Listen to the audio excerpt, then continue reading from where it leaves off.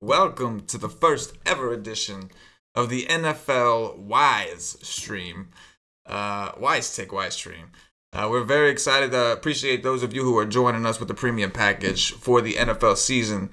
We are ready to roll week one. We put out that free podcast. We had Patio Joe. Patio Joe is in Vegas doing his thing with the, I think he's done with the draft part. So at this point, he's just partying, as he says, till the edge of death. It's yeah, baby. so anyway, man, we're joined here. Obviously, you guys know Paulie D, aka Paulie 8Ds, Wise Take OG. You can find him on Twitter at Paulie DD. That's 8Ds. And we're joined by a Wise Take newcomer. We got Josh, aka Cashin DFS. You can find him on Twitter at CashInDFS. Josh and Paulie met at the FanDuel Live Finals for MLB, so they were both live finalists. Definitely wanted to bring Josh on the show and hear some of his stuff in the NFL. He's now writing our MLB GPP articles too every day. He's going to be touching up on some NASCAR, a bunch of stuff. But we wanted to get him on the football show just to kind of give his thoughts a little bit. His work schedule kind of worked out, and we're glad to have him on. Both these guys are doing the show from down in Florida, so we want to wish them all the best as the storm approaches for sure. But, okay, I've rambled enough in the beginning. Paulie, how you doing, brother? Doing good, my man. Looks like I'm in like the best spot possible in Florida. The storm took like a hard western path, and like yesterday night we were looking at like 150-mile-per-hour winds at like the worst, and now it's like 65. So pretty happy about that. I was starting to be like, maybe we should get out of here, but nice and comfortable. I'm anticipating being able to watch NFL, which, as I told you, was my biggest concern, So I'm happy. I'm good. I'm glad to hear that. Josh, what about you, buddy? How you doing? I'm doing good. I mean, it's coming more towards me now than Paulie, but I don't think it's going to be too bad. Just working on 4 hours of sleep, life of a DFS player. Mm-hmm. What we do. Spoken like a true Floridian. He's like completely calm. It's a hurricane. We've had a ton of them. It's all good. Yeah. I don't think it's typical Floridian right there. You know what I'm saying? I ain't too worried. It's like or a 5, so I'm not worried. If it was a 5 and it affected, then I wouldn't be here. See, Paulie still got enough Jersey in him to think about it. He's like, no, I'm cool on the outside, but on the inside, he's like, damn, maybe I should run. They did this like animation that like did the turn for me. Like I was really cool, and then like they did this animation. They were like, category 3, and they had this house, and they were like, I saw that making the wind go through it, and it was like, the door popped out, but like didn't affect like the structure. They were like category 4, and it was like the entire garage door like booms off, and like windows were breaking, and like like a car came like from across the street through the living room, and then like category 5, and it was just like the whole house was gone. It was just like smithereens, and I was like, and at that point it was 5 that was supposed to hit us. So I was like, wait, why would I stay here? Like, what am I doing? And like everyone in my family has been like, get out of there, and I'm like, nah, man, I'm good. Like I got all my supplies, and like that animation was like, oh, like I was like, oh. Maybe I should go, So I was like, baby, we might have to go tomorrow, we'll see. And then like, I guess when it went over Cuba, like when a hurricane goes over land, that's like when it slows the most. And Cuba did us good, so I'm happy, man. Very happy. Yeah, man. But we definitely on the entire nation definitely wishes you guys, and of course all of our subscribers who are down. We have a few of them down in Florida. We found out. We want to wish you guys stay safe. Best of luck, and hopefully it all works out, and you'll be enjoying your DFS on Sunday afternoon like everybody else, watching week one. And cashing. And cashing more importantly, maybe that cashing heavy. Yes, definitely want to do that. So we got a lot of games to discuss. Thursday, we got quite the surprise with the Chiefs just beating up the Patriots. And I think the bigger surprise is what they did offensively. They put up so many points on them dudes, man. First off, what are you guys' thoughts on, like we saw the Patriots, we saw the Chiefs. What are your outlooks on them going forward, just to start? For me, it's like, I don't like it hasn't changed anything. I think about the Patriots. I think they just weren't as hungry. The Chiefs were looking at this as like a statement they could make, and I think they're a bit more talented than they've been in a long time, and it showed. But like Alex Smith had the game of his life, and I think that KC's got a great defense and a ton of talented players. But Alex Smith ain't gonna have performances like that every week, and he ain't gonna do that in the playoffs. So like, I'm really unchanged. I think just a little bit more impressed with KC, and maybe I'll be looking at them as a higher scoring team in like certain matchups where like I used to kind of look at them as like a Denver like slow run only defensive team. Yeah, and I think what did Barry get hurt or something like that? I know he was covering. Yeah, Eric Berry got hurt. That's true. It's gonna change that defense a lot. Yeah, for sure. Yeah, Josh, tell us your outlook on that game and your outlook on the rest of the season. Well, my outlook is the Patriots D is nowhere near as good as I thought it would be this year. So that's a good thing for us because they could be in some shootouts with Tom Brady back there in that offense. So I think it's a good thing. And yeah, Kareem Hunt, he showed everybody that he's gonna legit.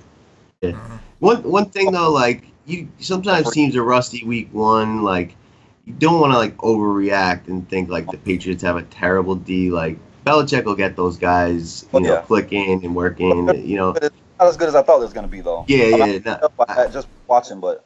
Yeah. There's opportunity, it's like something to keep an eye on, and like if they get a game against like Steelers or Chargers or like I don't know, Carolina, like you might be like this is gonna go way over, like because nobody's gonna stop their offense, like I know in this game they kind of got stopped, like Tom Brady had no touchdowns, but that's like a real fluke, like they're gonna put up points on every defense in this league. And if their defense is poor, then they could be similar to like a Packers kind of team. Mm-hmm. Yeah, like Josh said with the shootouts. I'll tell you one thing that that I know. I don't usually play the Thursday included slate, but if I do going forward, like the thing about the Thursday games that like I didn't even mention it on the first show, and I meant to, is the first Thursday game is the only Thursday game that has the real potential of like putting up points, right? Like normally these guys are playing on short rest on a Thursday, but that's not the case with week one. This is the first game of the season, so it's like, you know what I mean? Like I wouldn't be surprised to see people overreact to like, oh, I'm going to stack up these Thursday games. Because in reality, the average DFS player is probably impatient, doesn't have the delayed gratification. They want to watch their guys now. They want to keep track of, like, I don't want to wait until Sunday. If I could root for somebody tonight on a football game, I'd rather play it now. So like I'm still got my eye on the mantra of like, if you're playing the Thursday games, not game stacking it or trying to fade it somewhat. Just because I think like this kind of set the tone and people might get excited. Oh, it worked week one. I stacked Kareem Hunt and I stacked all these. Did a game stack with the Thursday game and it worked. But going forward, just remember these games are usually played on very short rest, so the players are not nearly as fresh. Like I think the first couple weeks, maybe even the first 3 weeks, it's not so bad. But as you get into that grind of the season, these guys are sore, they're tired, most of the players don't like playing on Thursday during the season. So that's kind of what I took away from. Yeah, the Thursday slate has the most opportunity of anything in football, right? What you were saying right there, like, there's Tom Brady, 27% owned bust, right? So 30% of the field is done, Yep. And you just build a team that you would play on Sunday, and if there's one or two guys you like, but it's always fade that game. It's always over owned. Like you said, it's just like, oh, I'm gonna play these guys because I can, and I don't have them in any of my other rosters, and I want to, be involved in the game tonight. And like, even if it only works 50% of the time, like the times that it does pay off, like you're eliminating 30% of the field, and that's like such a huge advantage. And then secondly, there was massive overlay. Like, for example, I played. Oop, we just lost Paulie real quick. Looks like he froze up real quick. So we're not gonna hear his example. So Josh, what is your thoughts on the approach of Thursday games week to week? My approach is that yes, when throughout the season they get they're tired. None of them want to play on Thursday. They shouldn't play on Thursday because they're not recovered from Sunday. But you can play. You play your plays. If you like a play on Thursday, you play it. Like if you played Hunt, if you played Hunt alone, you're sitting pretty. You're ahead of the field by a large margin. If you play Tom Brady, you're screwed. I mean, you better come up with some real unowned plays that's going to go off to have a chance of even min cashing. So the way I look at it is no, I would never game stack it because usually the games are bad. They put bad matchups on because everybody has to play a Thursday night game. So a lot of them is not great matchups. So I will only play one or two plays that I really like. And sometimes, I mean, it just depends on the game, but that could be your defense for the week if you're going to play that slate. But yeah, that's an interesting approach. I think that's a really interesting approach, like just looking at it and taking a defense or something like that. That's a good way to leverage against the field. I think that's a really good point.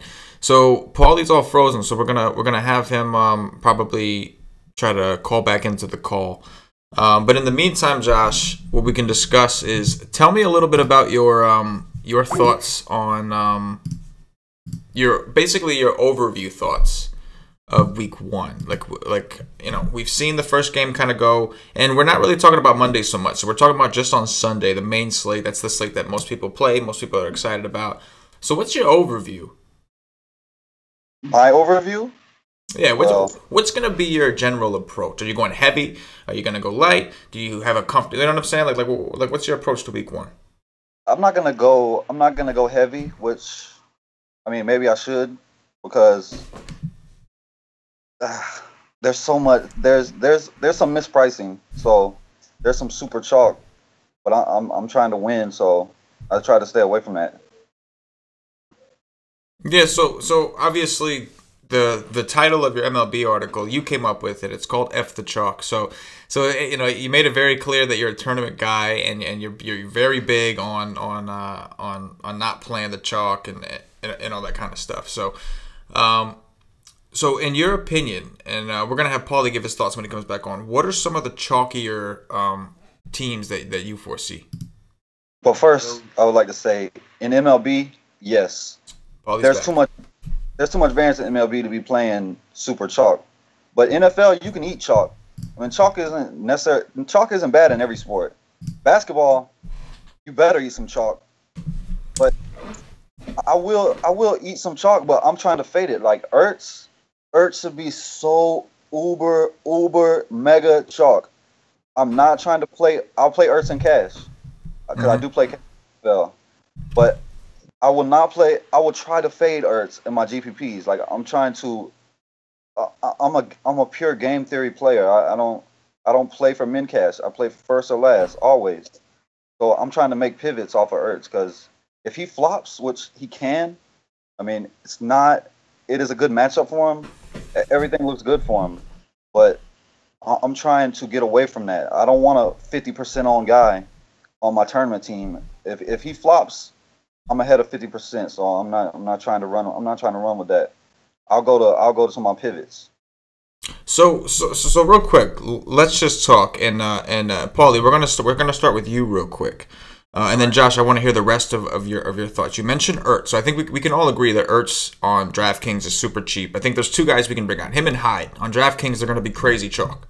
And it makes sense. We understand, like you said, Josh, like you're more inclined to play the chalk in the NFL than you are in like MLB, right? It's just a little less variance. In NBA, you have to play the chalk a lot of times. But in NFL, you're kind of like on that mid-between point when you compare NBA and MLB. So, Paulie, start us off. What are some of the chalkier plays in general that you think for week one that you see? All right. At quarterback, I really don't know if there's anything that, you would say is chalk. You know what I mean? Like, I don't know if anybody's going to get over 20%. If I had to pick who would be the highest owned, I think I would say Russell Wilson. But, I just think they're all going to be, between 9 and 15%. I don't think anyone's going to emerge, Running back is where things get real chalky. I think Le'Veon Bell and DJ, obviously, people are going to be trying to play both. or one. And then I completely agree with the Hyde call. Like, he's just too cheap, and he helps fit guys like Le'Veon Bell and expensive quarterbacks. Like those. That's like, those are the guys right there. Running back, the two super expensive guys that are the supposed best running backs, and then Carlos Hyde just because he's crazy cheap and in a good spot as well. Then at receiver, there's tons of options.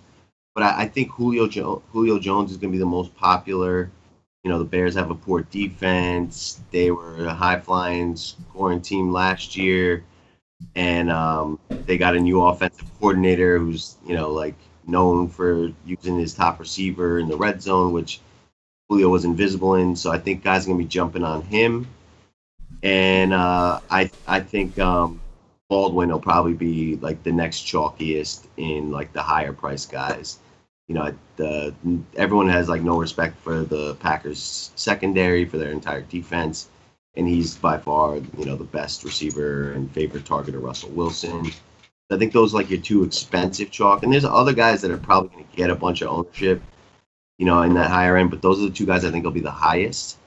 And then cheap, there's like a ton of ways you could go, so I don't know if there's like a chalk. Like I've heard a lot of guys talking about playing Kendall Wright at 3,200, and that's like similar to the Hyde. It's just like you get a guy who's going to get 8 targets at the minimum almost, and it helps fit Le'Veon and DJ. So I could see him just based on opportunity and price being somewhat chalky, and maybe that's like 15 or 18%. But there's just so many receiver options.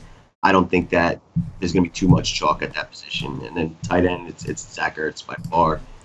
He's the chalkiest guy on the slate. And then for defense, I think Pittsburgh and the Bills are going to be the most popular. Okay. No, agree. Oh, okay. Let's hear it, Josh. What do you think? The Rams. Rams. Okay. I mean, I like the Rams. I don't know if they'll be crazy chalky, but yeah, like a lot of guys like to correlate the running back with the defense, and Todd Gurley, actually, we didn't mention, but he sounds like he's going to get a lot of ownership too. What about the Bills? That's who I said. I said Bills. Oh, okay, and, Bills. Bills and Steelers. Bills yeah, and I agree. Steelers. I see what you're saying. Yeah. I think Texans will have some too. Yep. As well. Yep. Yeah, that's a good point. Josh, was there any other chalk plays that you wanted to add in there that or in your opinion, that'll be pretty popular? The quarterback, I mean, I think Mariota will be the highest. Really?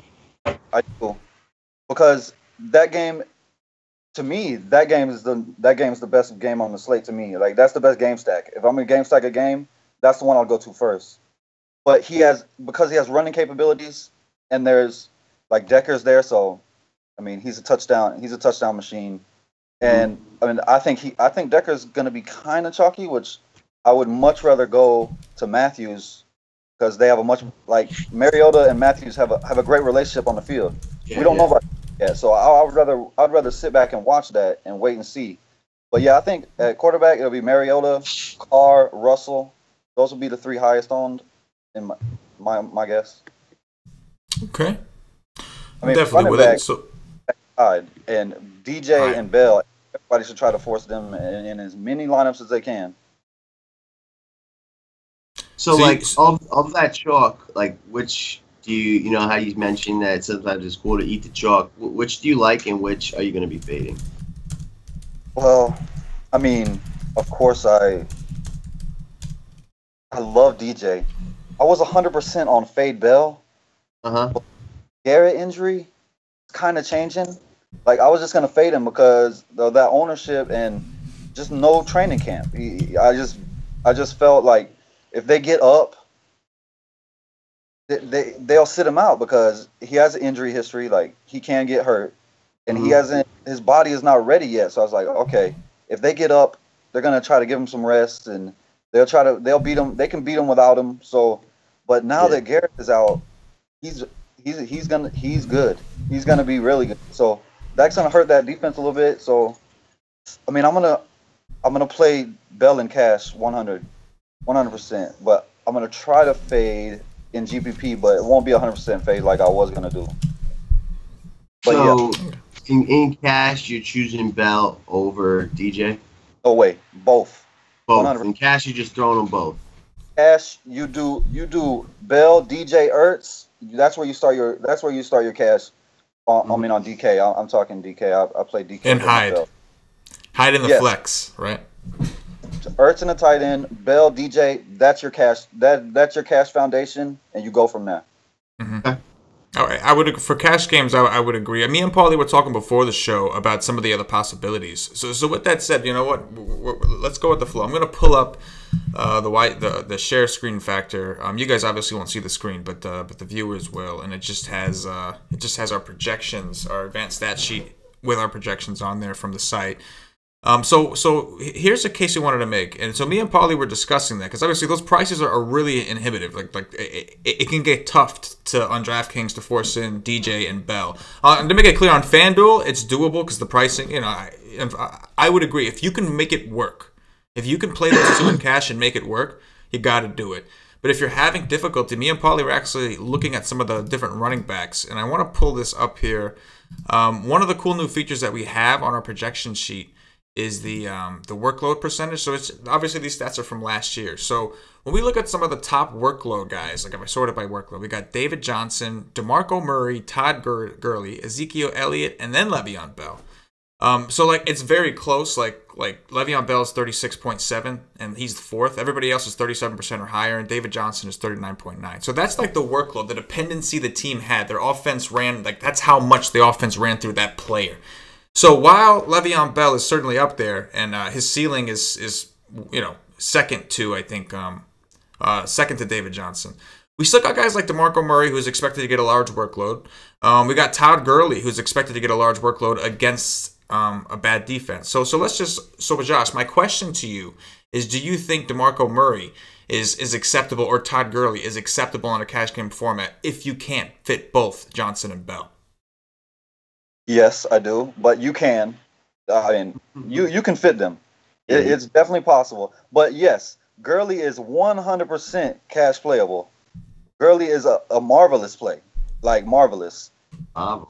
The Colts cannot.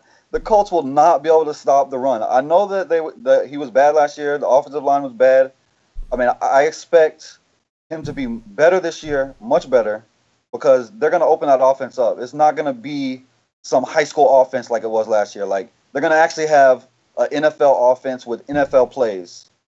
So I expect Gurley to have a much better year this year than last year. But the Colts can't stop they can't stop nothing right now. They're not going to be able to stop the run. They can't stop a nosebleed. Yeah, they can't stop. Gurley is a marvelous play. I would not go to Murray in cash because You're worried about DeMarco. You're worried about Henry even. Well, I wouldn't worry about that. I expect Murray to handle the workload unless he gets hurt like last year. I don't expect it to change a lot. But you just don't know. At least I don't know. Like I got to sit back and watch the games before I can. I just wouldn't do it. I don't know if it's going to be Mariota. Maybe Mariota steals a touchdown and he runs it in, or they're going to hit Walker, which Walker is the pivot from Ertz in GPPs. He's mispriced as well. So if you don't want that 50% Ertz or whatever he's going to be, we don't know. I mean, it's going to be a lot. The higher dollar you go up, it'll probably be higher. But yeah, I wouldn't do Murray in cash. That's just me. But Gurley, 100%, I could. Any thoughts, Paulie? You know, I don't know what the right answers are in cash. Like I just don't I've never played it, so I don't know. Like my theory is like, how do I beat the field? You know, and you don't have to get crazy contrarian, but to me, like there's no way I'm playing Gurley. Like the guy had a terrible season last year, and I need to see him do well before I can invest in him, right? So like to me, cash is like your safest, best plays. So I understand, like, you know, just throwing in both Lev and DJ. But to me, like, Le'Veon just carries too much risk. I understand that, like, because he's probably gonna be 50% owned, that doesn't kill you as bad. But like, I just think, like, of the possible outcomes in that game, it's like the Steelers blow them out, right? So maybe he doesn't, play the second half. Or B, like, the Steelers, are winning by like 7 the whole game, and he gets a bunch of the carries, but with that comfortable lead, I think the Steelers are going to try and get everybody involved, like Martavis Bryant, Vance McDonald. Like, there's so much talent on that team. Even if the game plan is for Le'Veon Bell, like that 3rd and 7 from your own 27 that Antonio Brown takes to the house, like, that changes things. You know what I mean? Like, with DJ, he is gonna carry that team. Like, sure, Fitzgerald will get a bunch of catches, but more than likely those aren't going to be touchdowns. They're going to be like 8-yard completion, 9-yard completion, not like take to the house. I think John Brown has a little bit of, big play potential, but I think they're really going to be grinding it out with DJ. I think he's a ton safer. And then I just think you get a much better build by paying down at the other running back spot and, like paying up for a better quarterback, paying up at tight end, because, my approach in tournaments is pay up at tight end because that's how I want to differentiate from the Ertz teams, and I want to, like, get a guy that could, outscore him by 10 or 12 points. So I'm getting into tournament talk a little bit there, but to me, like, I want as many good, safe players, and I know you can make it work, but you're making that work with, like, a quarterback that's, has a lower ceiling and, like, riskier receivers. So, like, I prefer to grab DJ, who I think is the safest, and then pay down to, like, a Freeman or a DeMarco or a McCaffrey, and then pay up at the other spots. Yeah, no, I definitely think that makes a lot of sense, and I do think even from not from a DFS game theory, but from an NFL game theory, I do expect while they have confidence in Mariota, I fully expect them to kind of put the game in Murray's hands to keep the ball out of Carr's hands. I expect them to run a bunch. DeMarco Murray had a 52.8 consistency rating last year. That's pretty high. David Johnson, who was like the highest running back on the slate, had a 58.59. Now, Murray has a significantly lower ceiling than both DJ and Johnson. And Gurley, I think Gurley's more of, to me, on DraftKings. If you're playing him in cash, it's more of a price thing. It's just because his value is there. $6K, that's extremely cheap for a guy. He's 73 on FanDuel, so that kind of tells you. DeMarco Murray is 76 on FanDuel. I think it's 74 on DraftKings. So for that, like, if you're playing Murray over Gurley in cash, it's more so like I just think that Murray's more reliable. I got to see more from Gurley. If you're playing Gurley, it's simply you saying, I'm looking for the price break. Like, I'm looking to save some money on here, and I want a guy that I think is going to get a lot of carries. And they're both going to get a ton of carries. The thing is, funny, Paul, you were mentioning about David Johnson. I completely agree. I think he's the one, like, Josh, I think you should play both in cash. If you could make it work, which it sounds like you can with all the value with Hyde and Ertz, you should play them too in cash on DraftKings. On FanDuel too, if you could make it work. But one thing, if you had to pick one for me, it's got to be easily David Johnson. And the reason that is because he's so involved in the passing game also, dude. Like, if we look at the A-dot section here on the mod, I know you guys can't see it, but DeMarco Murray, 2, that's his A-dot, average depth of target. That's how many yards are the passes targeted to him, right?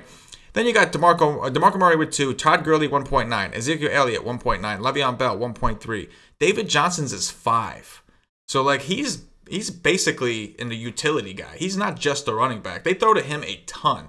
His targets are significantly higher than all the top guys that we mentioned here. So, like, that's why, to me, he's the must-play of one of the two.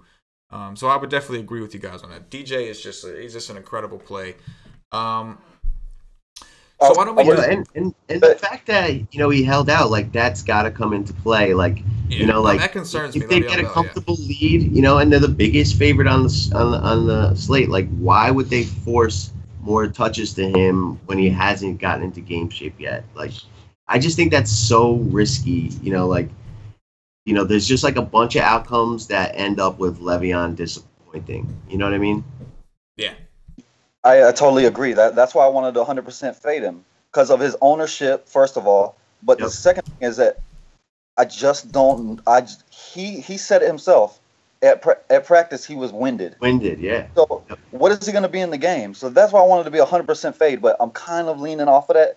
But DJ is he's probably the cash play every single week. If you follow the beat writers in Arizona, all Arizona is talking about is 1,000 yards rushing, 1,000 yards receiving. DJ himself said, I want the ball 30 times a game. You give DJ the ball 30 times a game, watch out. Yeah. You're not going to be able to stop him. You're not going to be able to hold him to a bad game if he's touching the ball 30 times a game. They're going to try to force feed him receptions. They want the 1,000 yards receiving. They want the 1,000 yards rushing. So DJ is going to be a beast all year. Palmer, getting old, not as good. He's definitely not as good. He's not what he used to be. Fitz will fall off towards that second half of the year like he always has, and he will because he's old. I mean, you can't be his age and just hold up for the whole season. It's impossible. So Fitz will be good. I don't even know if he's gonna be good the first game. You know, like I wouldn't be surprised if Fitz disappoints too, and he's probably he's chalk too on DK, and like to me they're all fades in tournaments. Like week one to me is massive contrarian, and I think Thursday night was like a great example. Tom Brady was 27% owned, and Alex Smith was like 2%. And the guys who played Alex Smith are in a massively great position right now. You know what I mean? So, like, nobody knows what's going to happen. We can all say based on last year and whatever our gut feelings are. But week one is get contrarian tournaments, play the guys that you feel are going to do well. Don't worry about what the field's doing so much. Because if you're going to differentiate away from those few chalks that we identified, you're probably going to be in some awesome ownership spots, and if they go off, you have a good chance to set yourself apart. Agree. Yeah, for sure. All right, so let's move on a little bit here. I'm glad that we got to touch on that. I wanted to cover that portion because for cash games, GPPs, regardless, I think that's one of the hot. Week to week, it's always going to be a hot. Well, at least in week one, it's going to be a hot topic. DJ Bell, we know those two are the guys. But we had some extra baggage with Bell. He missed camp, like Paulie said. He obviously held out. It's going to be his first time, really. We don't know what kind of shape he's in. We're assuming he's a professional and he does his thing on his own, but it's not the same as doing it with your team. We've also heard, like Roethlisberger, he contemplated retirement. The concussion thing is on his mind. So keep that going forward. He was always known as one of the tougher quarterbacks, but this concussion thing is starting to get to him. And some of these NFL players, I do think, like they're in a dilemma spot. Like they're hearing all these stories, they're seeing all these things, and like they want to make the money, but at the same time, I think so. Not all of them, but some of the guys are like, I don't know if I want to do this anymore. Exactly. So why don't we start off and let's talk about some of the quarterback stacks that we like. Now, when I say quarterback stacks, anybody applies that you would stack them with. A tight end, receiver. If it's a rare situation where you like a running back with them, that's fine too. But I just want to let's talk about that because I do believe that that's one of the most important things you have to hit on is your quarterback receiver stack. You don't want to waste that. It's the heaviest correlation we got going. We're big on correlations. In GPPs, you want to correlate, maximize your point potential. We always talk about that. So, Paulie D, start us off, brother. Let's talk about some of the quarterback receiver stacks that you like, and just your thoughts on anyone that you thought was interesting. Yeah, as the week has progressed, Aaron Rodgers has become my favorite quarterback, and I want to grab him with his favorite target in Jordy Nelson. I did a bunch of research into previous Packers Seattle games, and the Seattle corner has never shadowed Jordy Nelson. They leave him at the left cornerback spot. They play a lot of zone, and the Packers will put Jordy at the slot. They'll move him into the backfield. I'm running outside of there. Like they're gonna find ways to get him the ball. He's the favorite red zone target, and with Seattle getting Shelley Richardson, they went from being one of the best defenses to probably the absolute best defense against the run. And Green Bay's run game is like nothing that, I don't see them running for more than 3 touchdowns all year. And I'm super, super confident that Aaron Rodgers is going to be a part of every touchdown, and then you look at the spread. this is the only game on the entire slate that the over/under has increased. Right, every other game has gone down. Green Bay started at 49.5, and now it's up to 51. And Green Bay slated for about 27 points, right? So that's 4 Aaron Rodgers involved touchdowns, and first game of the year, I see them just, him and his buddy, they've been doing it all their lives, and I just see him hitting up Nelson for 2 touchdowns. When you play against good teams, you go to your best players, the most reliable. So, as I was just thinking about it, especially on DraftKings, Aaron Rodgers is just he's not the most expensive quarterback. Roethlisberger and Cam are higher at $7K. Last year he was up to 8.3 and stuff. He's underpriced right now, and I don't see many situations where he doesn't have 300 yards and at least 3 touchdowns. So, and he's not the chalk at all. So I like the idea of grabbing him and the possibility of him outscoring all the quarterbacks by 5 to 7 points, and that's a huge advantage for you. And if he happens, to hook up with Nelson, even better. You know what I mean? A lot of guys I've actually heard that are on Rodgers want to pair him with Cobb. I don't love that, but I understand it. And the research I did is they kind of leave Devontae Adams in the left wideout spot, so he kind of gets gobbled up by Sherman. So I would probably grab Cobb as my second, but I'm just going with those 2. That's my favorite correlation. And I'm going to have you keep going, Paulie, but I want to point out one thing before you leave the Packers situation. I just pulled up on our projections the workload percentage for the receivers. So the sheet's got targets and all that stuff, but just based off workload, Randall Cobb is third, 9.6%. Devontae Adams, 12.6%. Jordy Nelson, 14.7%. So that's a great point, Paulie. I'm with you on that. Yeah, and if it was any other team, Devontae Adams would be my next favorite, but the fact that he's going to line up at the wideout, and get just not shadowed by Sherman, but they're basically sticking him out there to get Jordy open, So I think this will be one of his down games, Devontae Adams, and I think the other 2 guys just have a better opportunity. And then if you're going to bank on that, it's only a 3-point game. You got to figure Seattle's going to keep it close. I don't have any love for that backfield. So I think Russ is going to be throwing it as well. So I would come back and either, triple stack it with Paul Richardson, because that helps price-wise, or what's his name? The Baldwin, but that's kind of expensive at that point. So I prefer to grab Richardson. They traded away Curse. Richardson's the, starting number 2. And I think he's gonna overperform his $3,700 salary on DK by a lot.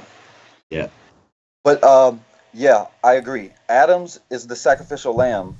Don't play. That might be one of the worst plays on the slate. Sherman never moves. He stays on his side of the field. So if Jordy Nelson is killing them, maybe they try to move him over, but it's too late. Sherman's not good when he leaves his side of the field. Yeah, I watched every game where he tried to shadow a receiver. He's not. That's why they leave him on one side of the field. He shuts down his side of the field for the most part. But you move him around, he is not the same guy. He's not the same guy. So Jordy Nelson is a marvelous play, and Adams is terrible. I mean, Cobb. I mean, maybe. Historically, you beat the Seattle defense through the middle. So I've been targeting them for 2 years now with tight ends or Bennett. a good. Yeah. Bennett, love that stack. I love the Bennett Rodgers stack. But Adams is terrible. Don't do that, please. If you do it, you want to game stack that game, you do Jordy, maybe a tight end, maybe Cobb, and you go to the other side with Baldwin and Paul Richardson. Paul Richardson is a great play for his price. Yeah. Dude won money last year. Towards the end of the year, he was good, and nobody was playing. Not many was playing him until after a couple games. Like in the playoffs, he was a beast. Yep. The kid is good. Yeah, and at 3,700, 3 catches for 40 yards, and he's like paying off his tag. You know what I mean? So like a touchdown and 80 yards, like he can get you like 6, 7x if he goes off. So yeah, Green Bay's secondary is awful.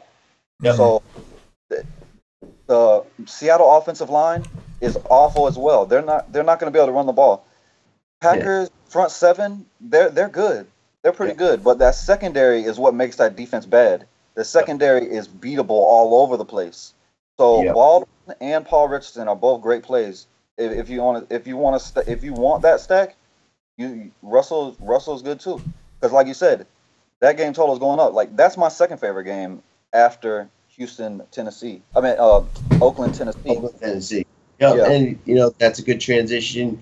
That's probably my next favorite spot. On the Wednesday show, Derek Carr to Crabtree was my favorite stack, and I'm sticking with that. I like Amari Cooper too, but I'm just kind of taking a stand, thinking that the popular Carr combo will be with Cooper, and I'm just going to veer to the guy that got more red zone targets and more touchdowns last year. So Crabtree's cheaper. And it just, I know that less people beyond that, and I don't think anybody that knows the game would be surprised if Crabtree outperformed Cooper. Crabtree almost doubled him last year in red zone targets. So I like that. That's like my next favorite, and I would grab Delaney Walker as my comeback guy. Like that just works price wise. Well, Crabtree's $6K, Derek Carr's $67, and Walker's 43. It leaves you with 5,500 for the rest, and that really works out pretty well. After that, another one that's grown. We didn't really talk about this guy that much on the Wednesday show, but it's really kind of grown on me. Is Kirk Cousins, and I want to pair him up, not with Terrell Pryor, either with the tight end or Crowder. Yeah, either Jordan Reed, Jordan Reed, or Jamison Crowder. The Eagles, they added a little bit in that secondary. So like I could see them, kind of like taking Pryor out of the game a little bit, new talented corner, or just Pryor and Cousins don't have a ton of like rapport yet. But those other two guys do. I don't know why like the whole DF industry seems to be down on Reed. Like everyone's like assuming he's gonna have like a season-ending injury, and like you can't like predict injuries. Like I know he had a concussion, and that's like this new like rave, but the guy's playing like he's one of the best tight ends in the game, and Kirk Cousins and him have a great relationship, and I see this game kind of turning into a shootout. I don't really like the running backs on either side. It's a rivalry game. The over-under is, stayed put at 48. And, Cousins had a ton of really, really awesome games last year, over 300 yards, 3-4 touchdowns. So, I like grabbing, as I mentioned, I want to get away from like the Ertz, the 50% Ertz plays. So like Reed is a guy who could outscore Ertz by 15 if he goes off. Like he definitely has 2 touchdown potential. And if you don't want to spend that far up at tight end, then I like Jamison Crowder. He could easily have like 8 to 10 catches, and he's like a great route runner, great hands, and he's slippery field. So just it's more like a ownership thing. Like I think Cousins is going to be like 7% or less, and Crowder I think will be like 3%. And same thing with Jordan Reed. Like none of these guys are going to be highly owned, and they have a ton of upside. So I like that. Those are like my 3 expensive ones. And then I think everyone in Wise Take knows that I have a love affair with McCaffrey. I think he's the white Barry Sanders. I think he's totally going to transform the Carolina Panthers offense. And, just like the Chiefs, like if you just like attacked that team and went Smith, Hill, and the running back, you had 115 points from those three guys. Like, that's amazing. You get every touchdown on the field. So, I think go out and do Cam Newton, Christian McCaffrey, and either the tight end or the wide receiver. Both names are slipping my mind right now. Olsen or Benjamin? Olsen or Benjamin. Thanks, my man. I would probably lean towards Benjamin. I think he's like a physical specimen, and the 49ers don't have anyone that'll match up with him. And you could even throw the Carolina defense in there, and Christian McCaffrey takes a punt to the house. He's the starting punt returner. You get the double dip. Then Cam throws a touchdown to Christian McCaffrey. Then he throws one to Benjamin. Then Cam runs one in. You get, a piece of all five, a couple doubles, and, that could blow up. So, like 2 years ago, the Roethlisberger, Bell, Martavis, and Brown quadruple attack won the Millie Maker twice. So when teams go off and the right guys get all the touchdowns, it can really, really in tournaments just like take you to the top. So I look for those opportunities with like a good high upside team with talent against, poor defenses. And San Francisco is one of the worst defenses last year. So I'm going to kind of assume that continues. I like those guys there. Go ahead, CK. Oh, no, I was just going to say, I think I'm not so big. I like McCaffrey. I do like McCaffrey. I'm not so big on I don't know how much I want to attack San Francisco. And the reason is, as bad as they were last year defensively, and they were bad, I'm not trying to make excuses for them. I do think that they were made to seem a little worse because of the pace they were moving at last year. Their offense was terrible too, so their defense was constantly on the field because Chip Kelly's whole fast pace. And it made it great because when you have a bad defense who's on the field a lot, the opposing running backs are just going to have a field day. Because you got to think, like, it's not just running around, covering guys. Like, it's the guys up front, the big guys, the running backs, and I'm sorry, the linemen and the linebackers. Those are the bigger guys that are getting conditioned at a quicker rate than normal. The safeties, cornerbacks, they're used to running. They run all. That's what they do. They just run all the time. But you get those big guys who normally track or hit, and now, you know what I'm saying? Like I just felt like they were exhausted on top of being a poor defense, and it made it seem a lot worse. So, like, I'm more curious to see how they do. And I feel like we're going to get a true analysis of that, assuming that with their new coach they're going to slow down. I don't think they'll be anywhere near, obviously, Chip Kelly speed regardless. But that was just one point I wanted to make. Josh, go ahead.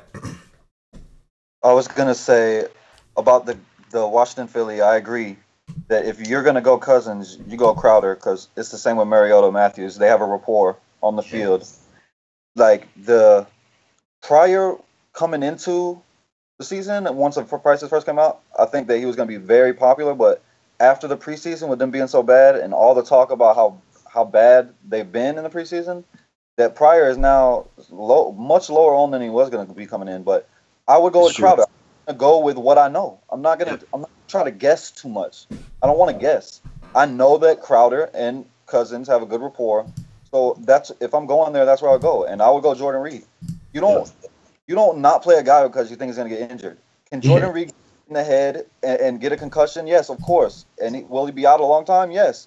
But you don't say, "Oh, I can't play Jordan Reed because he might get hurt." There's no might. We're not future tellers. We can't say, "Oh, Jordan Reed's going to get hurt this game, so I'm not going to play him." Jordan Reed is one of the best tight ends in the NFL. So if you like him, you plug him in. But like I told you, I think these two teams compete for the division. Like, these two teams are my favorites for that division. So I think it's going to go one or two ways. It's going to be low scoring, physical, tough, or it's going to go the other way. One or the other. So whichever one you think, go ahead and do it. But I agree. I don't see either one. Like, I could see Washington, giving it to the big boy and kind of grinding out. They get a lead, But I don't see, like, where Philly, like, they like had the most plays out of the shotgun of any team last year. And, like, they threw the ball a ton, The reason Zach Ertz is so popular is because he had, like, 13 targets a game the last 3 games of the year last year. As, like, finally, like, Wentz got comfortable. Like, their identity was passing, whether they were winning or losing. So they're going to trust Wentz more now because it's here, and he's good. Wentz is good. So I agree. They're going to throw the ball, and I think I like Aguilar if I'm going for a Philly player. I don't think nobody's going to go there. So nah, definitely not. I haven't seen I tried to figure it out right now Aguilar is listed as the 3 and what's his name Terrell the 49ers is listed as Torrey Smith. Torrey Smith, yeah. Torrey Smith to me is just I can't go there. Go route guy. Yeah.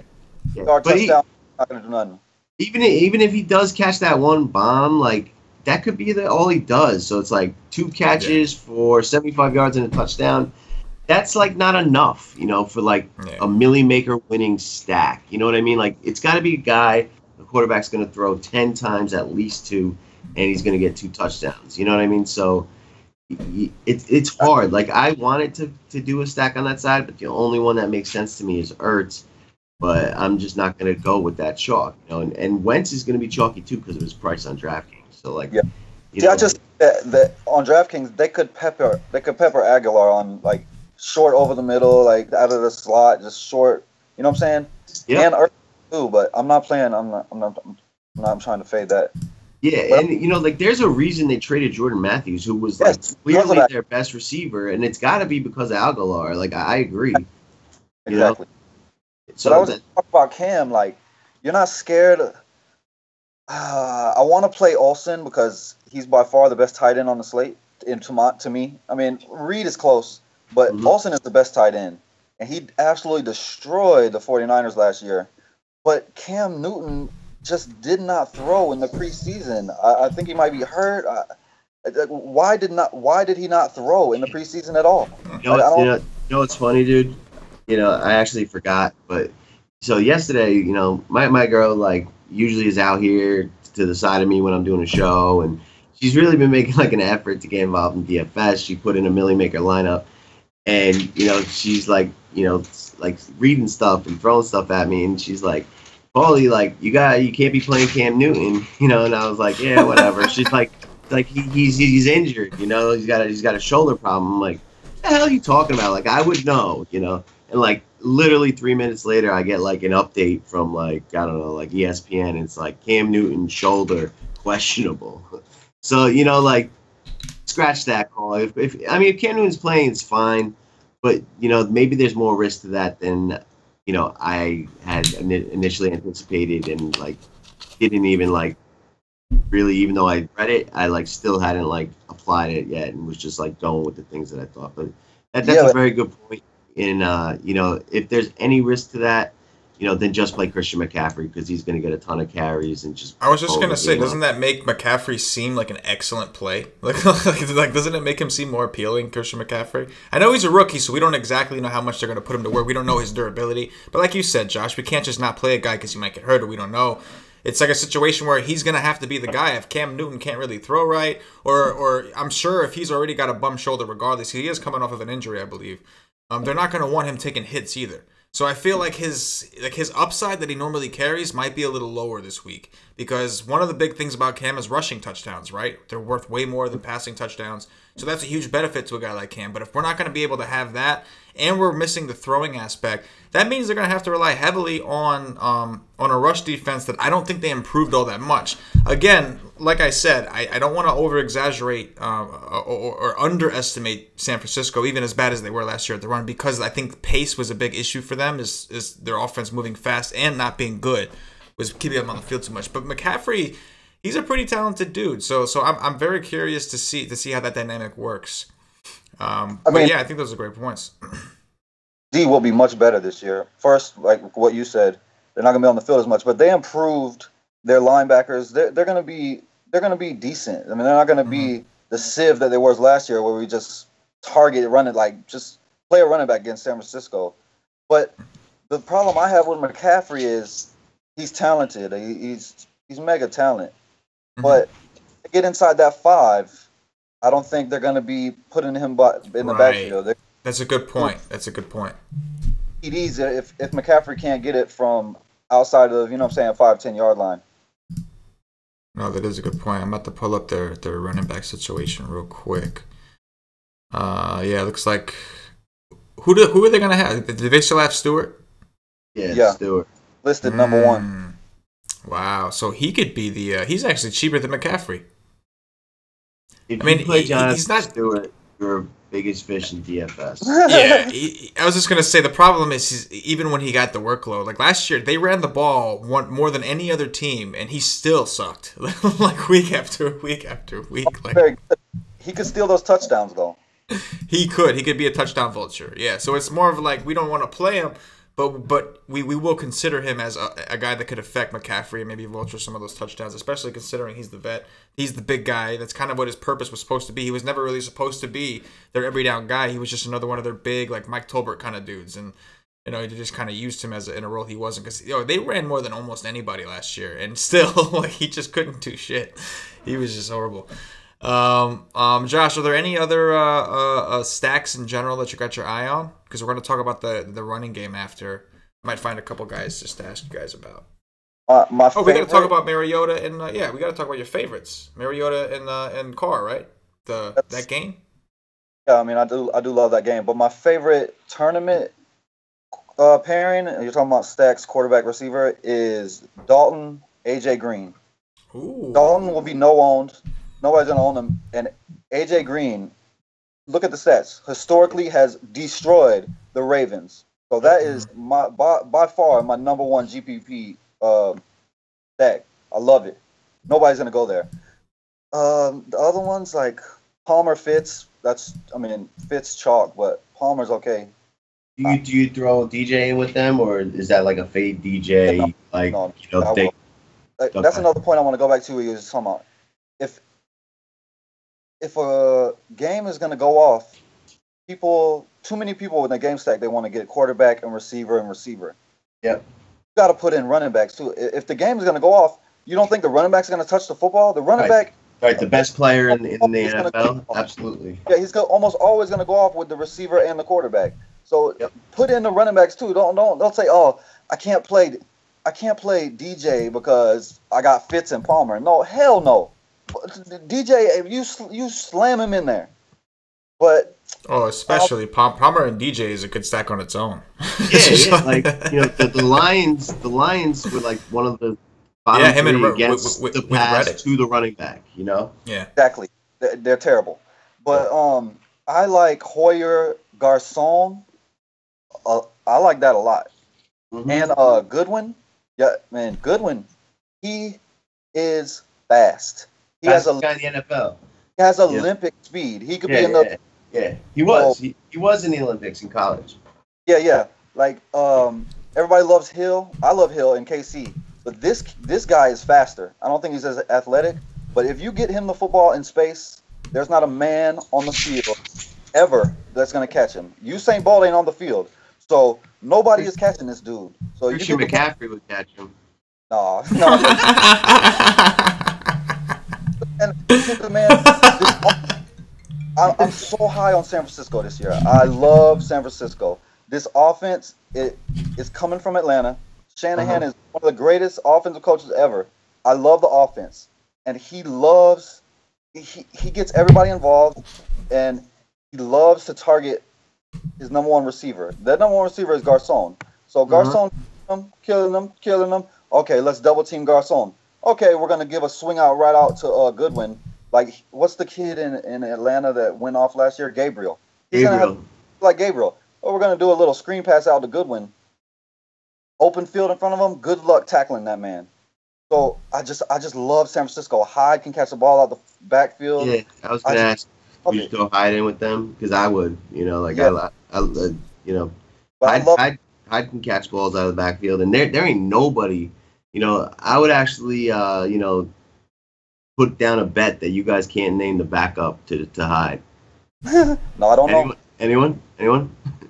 It's that guy like Kyle Juszczyk. He's like a kind of like a fullback convert to a running back, but that's it. Like, and then there's a guy named Breda who's a rookie that's actually like gaining a little traction. But do they have Tim Hightower? No. No, they let him go. They cut him. Man, Yeah. he couldn't make the Saints in either. They got AP out of a job, I guess. But Garcon, he's historically very good against zone defenses, and that's what Carolina runs. Last year, my biggest week in NFL was Julio, the Julio week. Yeah, 300. He was like 5% on, or it was very low. I don't remember exactly, but he went the fuck off, and I won a lot of money that week. NFL was not. Dude. Me too. NFL was not good to me last year. I won't lie. It wasn't that good for me, but that week made up for all the rest of the weeks. But Garcon is also a zone killer, so I love San Francisco as a whole this year, but I really like Garcon in this game. And Goodwin and Hyde and Hoyer. If you're going cheap at quarterback, like me, I'm plugging Hoyer in cash. Let's go. I'm just doing it. What's Hoyer's price tag? Is he 4,800? On DK, he's 51. DK. 51. All right, I mean that's close enough to down there. I like that too. Like Hoyer definitely had a handful of 300-yard passing games in Cleveland last year or 2 years ago. You know, like he's just always been on these terrible teams, but he's actually like a decent, accurate game manager. And you know, if Carolina's up by that much, you know, he's just gonna throw the whole second half. You know, like they're gonna come try to fight back. So like that's why I like San Fran, is because I like, you know, the Panthers that much, that I think they're gonna be playing catch up right from the get go. You know, Christian McCaffrey may take the kickoff to the house to start, and then, you know, they may put him in on defense and he takes a pick to the house, so it's 14-0, and then San Francisco is just trying to come back the whole time. You know, but I agree. Like Hoyer's definitely one of the best cheap options. Josh, I like. Quick question on DraftKings Cash. You wouldn't rather just pay $600 more for Andy Dalton? No, because No? I don't. No, like it. I don't got 600 to with DJ and Bell. I don't have much money to mess around. I see. But also like the Bengals are favored. Like it's a low over under. Like there's 3 running backs they're trying to get the ball to. You know, like physical. What's that? So game. So it could go under, but what I said is that's my favorite GPP stack. But yeah, I'm gonna go straight to Hoyer. I don't have the $600 to play around with when I got DJ and Bell now. Yeah, I see. No. That mentality I understand. The only reason I was saying about Dalton is because, believe it or not, last year he was one of the most consistent at hitting his point per game, which isn't high. It's only like 17.7, but he had a 61.98 consistency rating hitting that number. So he was pretty reliable. What that means is that if his price is okay, then typically he should be pretty reliable to hit a number close to there. So that was the only reason I was mentioning. But you made a great point. If you're trying to play Bell and DJ, you don't have $600 that you can afford to cut out of there. So that aspect. See, I play primarily on FanDuel, so that was good to hear. And he's also only playing that quarterback with AJ Green. You know, so that's extra cash flow problems. You know what I mean? Mm-hmm. Yeah, that's a GPP stack for me. But yeah. There's no trying, bro. Bell and DJ is in. There's no way in hell I'm not playing them both in cash. No way. Yeah, no, I'm definitely with you. I would certainly not recommend it. I would try my best to get Bell and DJ in cash games. I'm scared of him. I'm scared. Won't go off because his body ain't ready. He ain't ready. He's gonna get tired as hell. But he's an ownership cash play for me. Like in cash, I will plug in plays just strictly on ownership. If they're going to be 60, 70, whatever they're going to be, I don't know. He's going to be super high. I'm plugging him in. Because if he goes, I don't have him, I'm not cashing in cash. So I don't fuck around. No, it makes a lot of sense, man. I get it. I totally get it. Before we talk about running backs, that's a good point. One thing that I implemented in my FanDuel article was a garbage time section. And So let's talk about, like, obviously we know in garbage time teams are going to throw. If they're getting crushed, they're typically going to throw the ball the entire game trying to catch up from behind. And so a lot of times, like, a team could be a big underdog and people will kind of just not even look at them because they just assume that, you know, there's no value from that team. And while a stack usually isn't the way to go in those situations, I do think there's usually one or two, maybe even three guys. Oh well, no, per game, probably one or two that you could find that might get some garbage time touchdowns, and we've seen that do a number. We've seen some receivers have huge games and blowouts on the team of the losing team because the quarterback has to throw so much. So one of the guys that I wanted to ask you about was, we'll start off with my Jets. Now, I personally am not going to play any Jets. But in tournaments, is there any merit to some of these guys, Robbie Anderson, Javon Kerr, seeing as how they're probably going to be playing from behind and they're probably going to be throwing a lot? Who's the Jets quarterback? McGowan. Josh McCown. Yeah. For me, the only Jet guy I have interest in is Bilal Powell. Mm-hmm. You know, and only on DraftKings, and his price is $4,900. You know, at the end of the year last year, this man had, you know, a game with 22 carries, 122 yards, 3 catches, 15 yards, and a touchdown. Another one with 16 carries, 11 catches, 78 yards. Another game with 29 carries, 145 yards rushing, 2 touchdowns. You know, and that was against San Francisco, Miami, Buffalo. They're playing Buffalo. You know, like, he's definitely going to get the market share. And at 4,900, you know, a guy could get 10 catches. Like, you know, that's 10 points plus the 50 yards. Like, that's 3x, you know. So this guy's, you know, definitely in play for me. And I think everyone's just essentially just written off the Jets as, like, the worst team in the history of history. And, like, no one's going to be playing any of those guys. Like, before the season started, like, Robbie Anderson was probably, like, the chalkiest, you know, cheap kind of guy, you know, because he was the only receiver. And they just did so bad in the preseason that everyone's just like, you know, I'm staying away from this. So Bilal Powell's in play for me, but that's the only guy.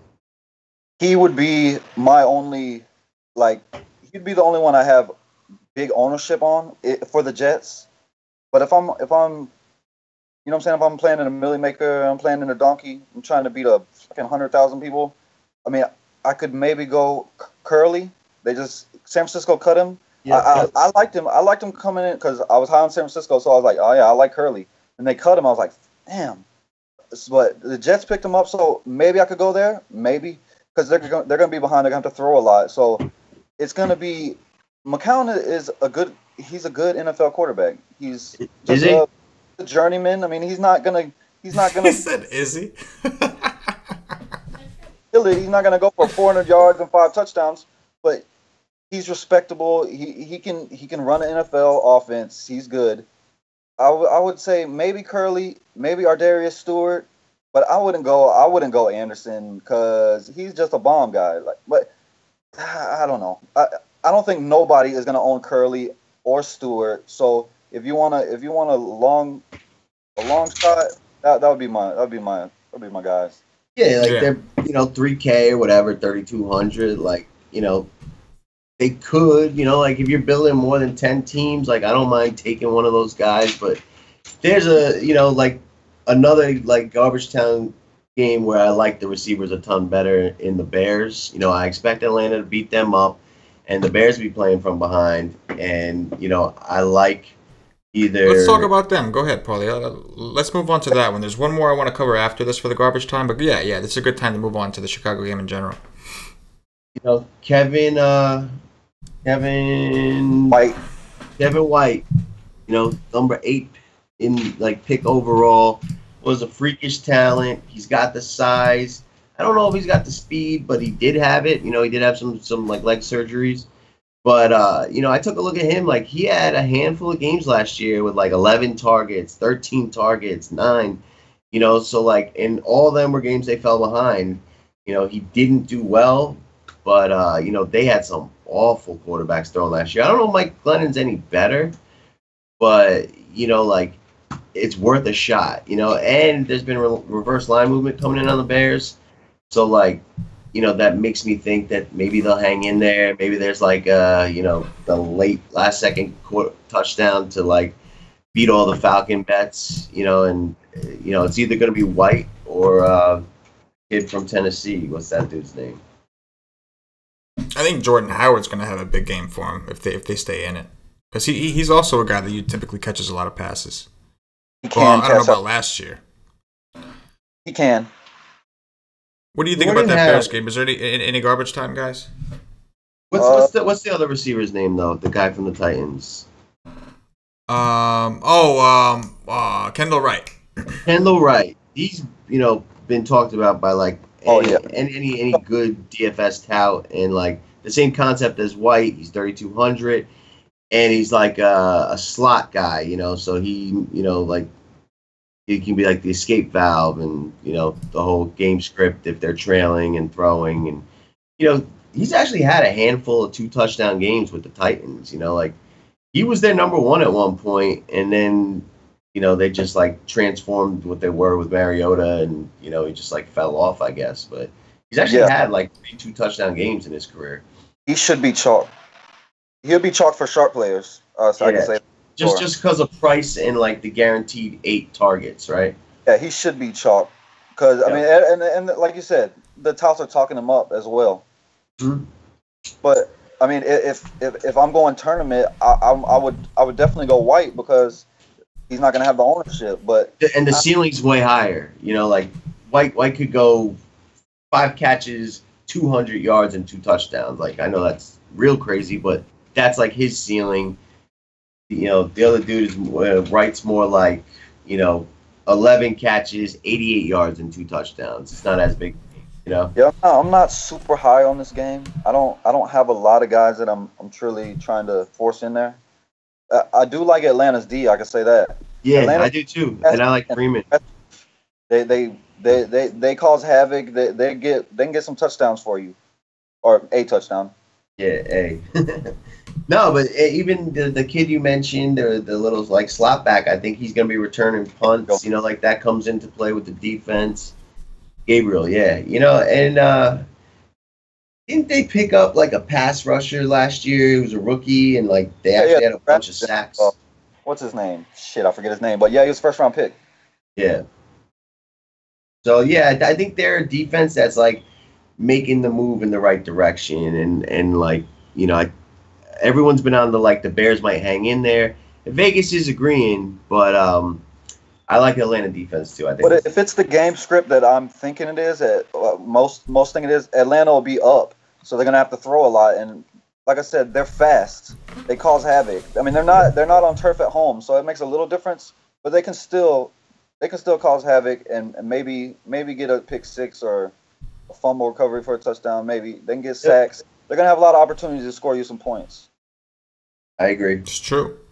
There's one more game for garbage time before we move on to running backs. I'd like to talk about the Browns. I think what Deshaun Kaiser, I believe, is going to get the starting job there. He does have some young weapons, like a guy like Corey Coleman is a guy that comes to mind for me, who had a great start to last season before he got hurt. What do you guys think, Paulie? We'll start with you. Garbage time. Is there anybody you're looking at from these Browns? I think the Browns hang in this whole game, and it's not a garbage time situation. Like, I think they'll play tougher D than most people expect. I think Roethlisberger stays to the struggling on the road. I think that, they have like the 4th best offensive line preseason rank, and I like both those backs. I think they'll drain a lot of clock, protect Kaiser, either like short passes, a lot of runs, a lot of screens to Duke Johnson. And I think they're going to hang in the game. And this is the other game with reverse line movement. Like, crazy amount of bets coming in on Pittsburgh.